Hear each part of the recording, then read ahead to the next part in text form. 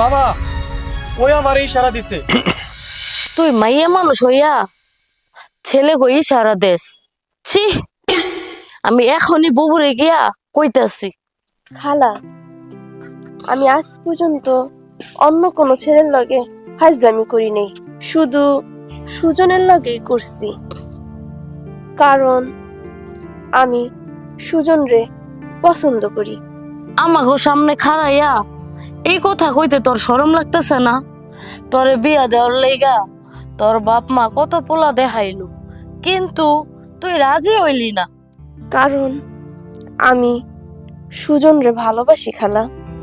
খালা, আমি যেই কথা মারে কইতে পারি না সেই কথা তোমারে কই।